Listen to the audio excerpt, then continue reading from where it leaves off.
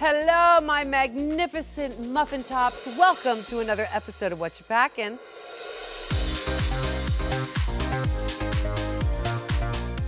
I am here with Brownsville's own Geneva Carr. Hola, Michelle. Hola, Geneva, ¿cómo estás? Muy bien, ¿cómo está usted? Ah, bien, gracias. Bien buena. Mírame. Muy guapa. Ah, gracias. So happy you're here, honey. You're our first queen from Brownsville. I am the very first one, and hopefully, I get more girls on here. How big is drag in that part of Texas? There's a couple of queens, but it's not like, like Houston or Dallas. Exactly. Yeah, so it's kind of small. So I'm gonna take the risk of sounding ignorant because I don't know about the RGV very much. Is there a big drag bar there? Since there's not a big scene, where do you go to perform? How do you make your money? Well, I have a wig business. That's how I make my money. Do you? Yes, I do. It's wonderful. Also, we have the only gay bar in Brownsville at the moment where I work and host. And that's where, it's our safe space for other queens and, queer people. I love that. So do you think you'll continue to do the wigs? It's gonna be tough because now that you're a Ru girl, she's gonna be booked and blessed. Well, luckily my partner does hair, so the business is still gonna keep going. So you do it together? Yes. How wonderful. Your eyes are just mesmerizing. Oh, gracias. Are they yours? No, well, I bought them. But they look really real. Thank you. Whatever brand that is, because some be like, girl. Well. Those are really good. Gracias. Did you get them in Brownsville? No. How long have you been doing drag? About 11 years. I started right after high school in 2012. I started for fun, and then look at me now, professional and stuff. Very professional and so much fun to watch and so kind. I feel like whenever you got critiques, you took them, you listened. Yes. You understood for the most part. Am I correct to say that? Yes, so I grew up in the pageant world, so I knew what I was getting myself into, and I was like, I'm here to get better in my drag and my craft, and so whatever you all were telling me, I never took it as like, oh, you guys are trying to bring me down or whatever. It was for the best. Right. So I just took all the critiques and, I was like, well, let's see what I can do with whatever I'm hearing. How many times did you audition? This was my third time, and let me tell you a funny story. I was not gonna audition. I had a dream that I met you, and I thought it was a sign. So I was like, let me submit it just for fun, having fun. And then next thing you know, I got a call. I'm your Santa. You are my Santa. La luz de mi vida. See, oh my goodness, that makes me so happy. Yeah, so I blame you for bringing me here. Okay, you can blame me because you were wonderful. Thank you. Let's get into that. So you get the phone call. Yes. And what's the first thing that's swirling around in your head? First of all, I'm like, are they pranking me? Did they have the right number? Because I heard so much no one from Brownsville is gonna get on, or it's a small town. I would hear that all the time. Who told you that? Everyone would just kind of, not to me, but they would kind of make like, oh, we have to move out of here to make it on the show. Chismosas, muy chismosas. And when I got the call, I was like, you know what? This is gonna open everyone's eyes to be like, if I can do it, you too can, do it. Listen, so I'm going to yourself. say this on behalf of the show and behalf of Ru, and I don't ever speak for anybody. It doesn't matter where you are from. Exactly. If you are good and Ru sees that magic in that audition, we've had people from Back Swamp and you name the small places. And that doesn't make a difference. Drag is drag, right? Yeah, so that's why the second time I did, I was like, well, maybe they're right. And then when I had a dream that I met you, and I was like, let me try one more time. And then here I am. Was I nice to you in the dream? Yeah, okay. You were like, muy bonita, and I was like, oh, okay, fine, Michelle, I'll do it. I love it.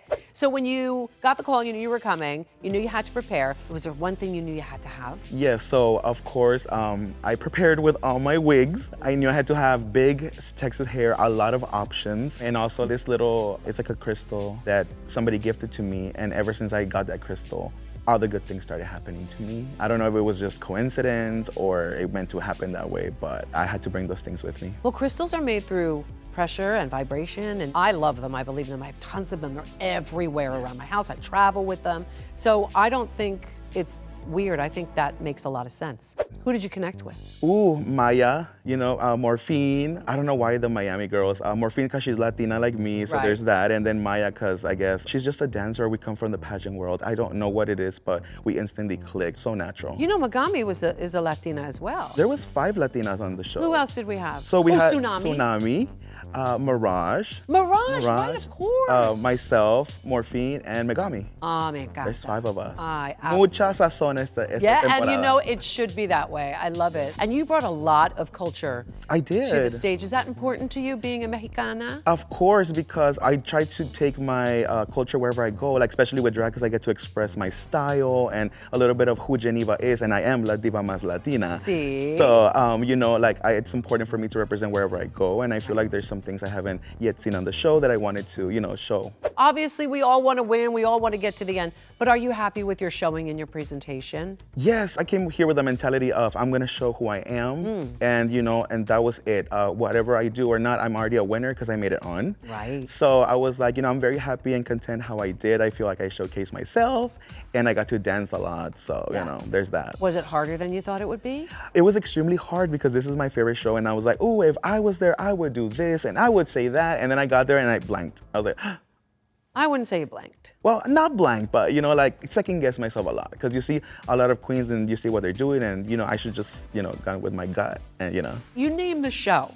It is so easy for us to sit back and go, oh God, if I would have done that, I would have killed it. It would have been over for her. And then you get here and it's a whole different game. Yes. So you brought these gorgeous fashions. You sew?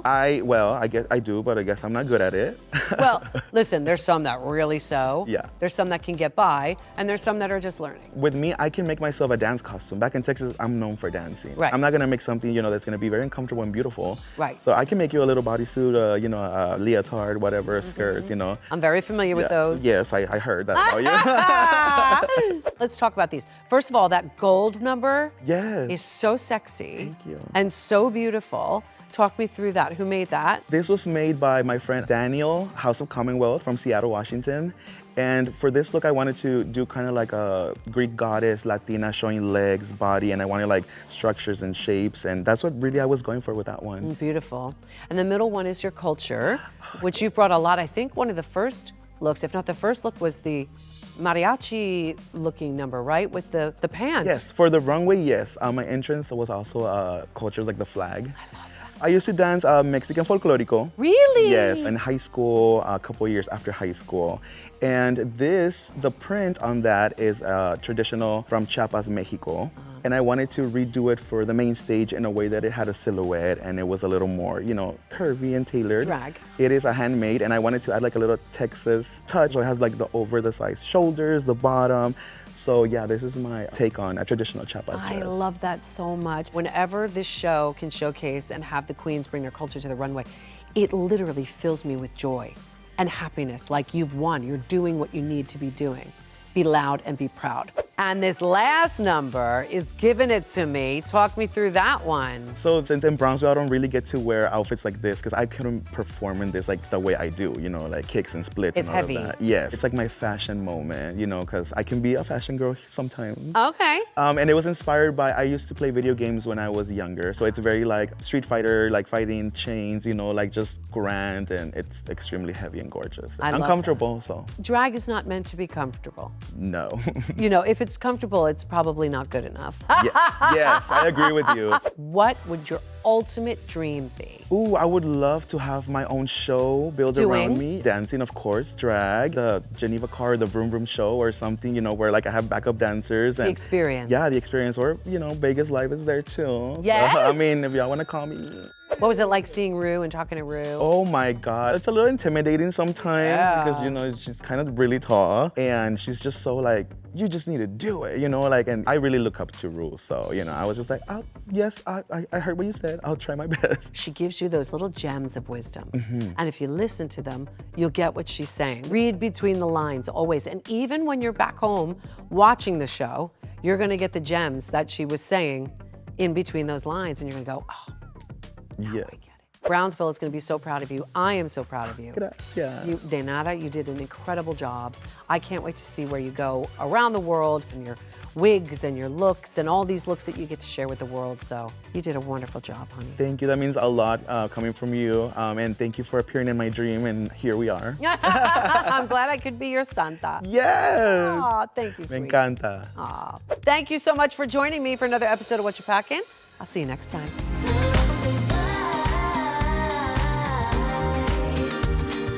And, oops, hold on.